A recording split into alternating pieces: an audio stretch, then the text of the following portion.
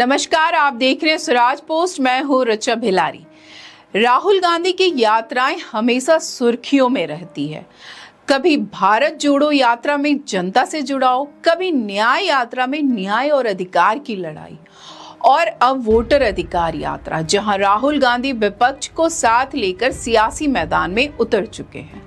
फर्क साफ है, भारत जोड़ो में जनता, न्याय यात्रा में मुद्दे और वोटर अधिकार यात्रा में विपक्ष की एकजुटता।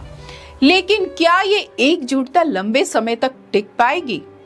चलिए सबसे पहले एक नजर डालते हैं पिछली यात्राओं पर।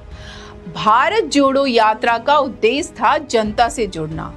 राहुल गांधी देश के एक छोर से दूसरे छोर तक पैदल चले। उस यात्रा में संगठन को मजबूत करने और कांग्रेस कार्यकर्ताओं में जान डालने का मकसद साफ दिखाई दिया। फिर आई न्याय यात्रा। यह यात्रा मुद्दों पर केंद्रित थी। किसानों, महिलाओं और युवाओं के हक की आवाज राहुल गांधी ने बुलंद की। कांग्रेस को इसका फायदा भी मिला। अमेठी और रायबरेली की जीत, प्रियंका गांधी का लोकसभा पहुंचना और पार्टी की सीटों में इजाफा, यानी न्याय यात्रा को सफल कहा जा सकता है। और अब बात करते हैं वोटर अधिकार यात्रा की। ये सिर्फ एक और यात्रा नहीं, बल्कि विपक्ष को साथ लेकर चलने की कोशिश है। आपको बता दें, बिहार विधानसभा चुनाव से ठीक 3 महीने पहले विपक्ष के नेता राहुल गांधी ने सासाराम से वोटर अधिकार यात्रा की शुरुआत की।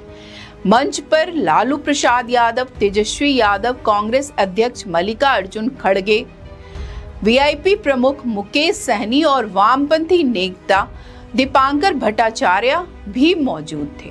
शुरुआत जोरदार रही और सबने मिलकर चुनाव आयोग और बीजेपी पर हमला बोला। राहुल गांधी ने दोहराया, बीजेपी वोट चोरी कर चुनाव जीत रही है। उन्होंने कहा कि बिहार में भी एसआईआर सिस्टम के जरिए धांधली की जा रही है।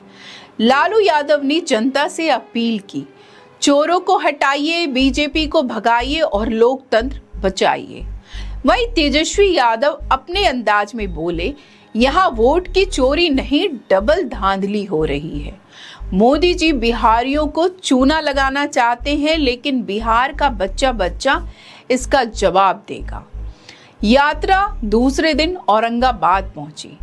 राहुल गांधी ने देव के प्राचीन सूर्य मंदिर में पूजा की और कहा, हर अंधकार से लड़कर न्याय के सूर्योदय की ओर बढ़ना ही प्रेरणा है।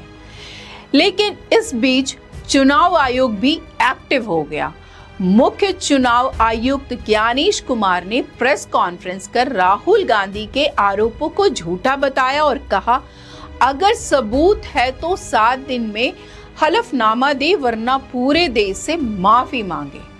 कांग्रेस महासचिव जयराम रमेश ने इसे एक तरफा बताया और राहुल गांधी ने सोशल मीडिया पर फिर हमला बोला। उन्होंने कहा, इलेक्शन कमीशन ने जिंदा लोगों को मरा हुआ घोषित कर दिया, वोटर लिस्ट से नाम गायब कर दिए और अब खुलेआम वोट चोरी हो रही है। तीसरा दिन राहुल गांधी का काफिला गयाजी जिला से निकलकर नवादा पहुंचा।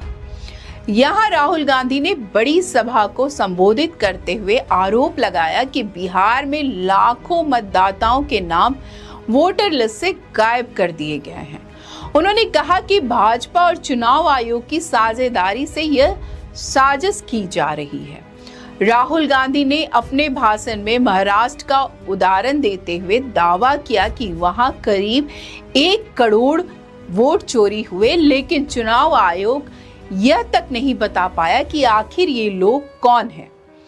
राहुल गांधी ने चेतावनी भी दी, जब तक भाजपा और चुनाव आयोग को नहीं झुकाएंगे तब तक छोड़ेंगे नहीं। तेजस्वी यादव ने भी मंच से चुनाव आयोग और भाजपा दोनों पर जमकर प्रहार किया। उन्होंने कहा, जिन मतदाताओं ने पिछले लोकसभा चुनाव में मतदान किया था, उन्हें अब मृत घोषित कर दिया गया है। वहीं तेजस्वी ने बड़ा ऐलान भी किया, यहाँ तक कह दिया कि आने वाले लोकसभा चुनाव में राहुल गांधी को प्रधानमंत्री बनाने का संकल्प लिया गया है। आपको बता दें कि नवादा के हिसुआ बाजार में यात्रा को लेकर बवाल भी खड़ा हो गया। भाजपा के पूर्व विधायक अनिल सिंह अपने समर्थकों के साथ धरने पे बैठ गए। उनका आरोप था कि कांग्रेस विधायक के पोस्टर प्रशासन हटा नहीं रहा है। पुलिस ने उन्हें हिरासत में ले लिया। जैसे ही राहुल गांधी का काफिला वहां से गुजरा, भाजपा कार्यकर्ताओं ने थाने के अंदर से मुर्दाबाद के नारे लगाने शुरू कर दिए। एक बहुत दिलचस्प बात हुई। राहुल गांधी यहां रुके, हाथ हिलाकर उनका अभिवादन किया और मुस्कुराते हुए आगे बढ़ गए। अब इस पूरी घटनाक्रम से ये तो साफ लग रहा है कि राहुल गांधी की यात्राएं महज रैलियां ही नहीं रह गई, बल्कि सियासी हथियार बन चुकी है। भारत जोड़ो यात्रा में उन्होंने जुड़ाव की कोशिश की थी, न्याय यात्रा में मुद्दों पर फोकस किया और कांग्रेस को अमेठी और रायबरेली जैसी जीत दिलाई। अब वोटर अधिकार यात्रा, जहां असली मकसद विपक्ष को एकजुट रखना है।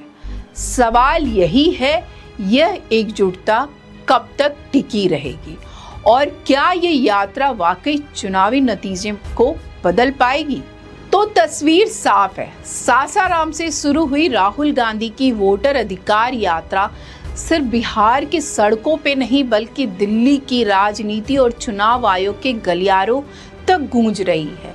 लेकिन यह गूंज क्या विपक्ष की जीत में तब्दील होगी या फिर यह भी महज एक और राजनीतिक शो साबित होगी?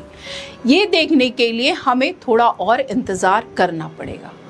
तो आज के इस प्रोग्राम में बस इतना ही। आगे की खबरों के लिए देखते रहें स्वराज पोस्ट। अगर आप YouTube पे देख रहे हैं तो चैनल सब्सक्राइब करें, Facebook पे देख रहे हैं तो पेज फॉलो करें। धन्यवाद।